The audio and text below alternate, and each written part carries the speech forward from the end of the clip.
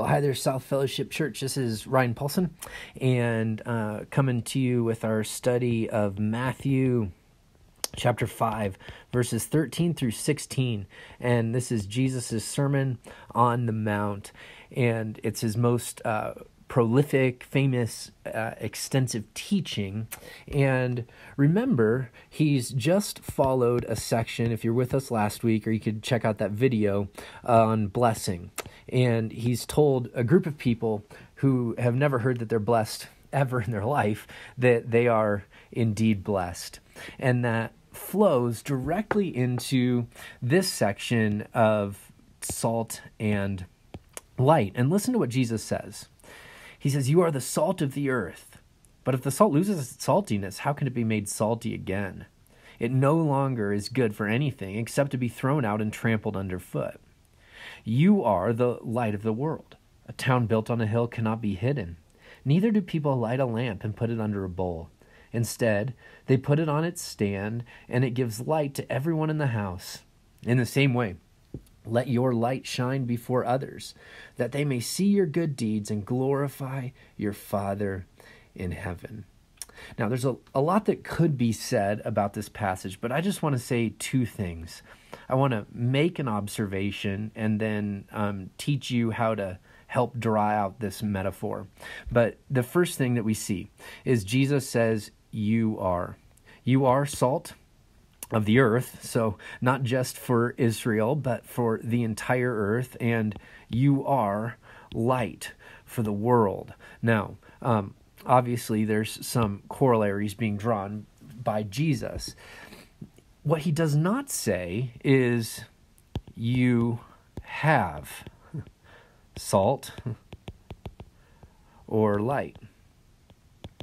No, that's not his teaching at all. It's not you carry this. It's you are these things. It's your identity. You've been transformed by the blessing that you received, and now it's gotten into your bones in such a way that you actually embody this salt and light that Jesus wants to give to the world. So that begs the question that I want us to do a little bit of wrestling with today, and that is, what is salt and light? What do these two metaphors bring? What do they mean? Well, salt in the ancient world was two things. It was flavoring, and it was preservative. It was doing those two things. Well, what about light? Light was obviously illuminating. It was causing growth. But all throughout the scriptures, it was this declaration that God is good and that God is on the move and that God is up to something and his people will be a light. Jesus claims that he is the light. So those are some of the background things, but just in our world today, what do salt and light have in common? Sorry about that. What do they have in common? Well, they're both change agents, right?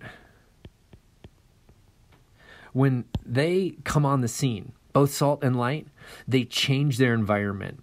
Salt brings flavor, preserving. A piece of meat is not the same after salt hits it. You can't get rid of that salt. It's there. If you over salt, you know it. Light is the same way. When light encounters darkness, you know it. They're change agents. Second, it's possible to have too much, or too much in one spot, right? You can over salt something and it's overbearing, and you can have too much light and it's blinding. Think about this. This is an important technique for studying the Bible. We want to try to get into the metaphor and try to figure out what Jesus might be saying here. Both salt and light, they're silent. They don't make any noise.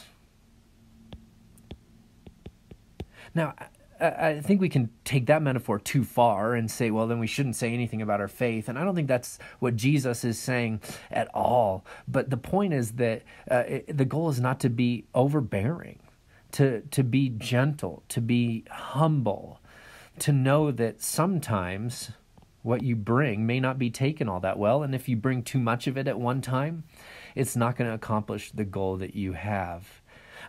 This is one of the, I think, fun things about studying the scriptures. We get to dive into this context that's certainly ancient and ask, what does this look like today? And so as we said in our message, Jesus' end teaching is this: let your light shine before others, that they may see your good deeds and glorify your Father. They see deeds, not necessarily words first, and they glorify God. May our lives be a reflection of this teaching. Friends, would you be salt and light in His good world that He's called you to love? Look for ways to do it today. And I'd encourage you to examine your life and hold it before God to say, God, am I living this out? And if not, help me go back to blessing.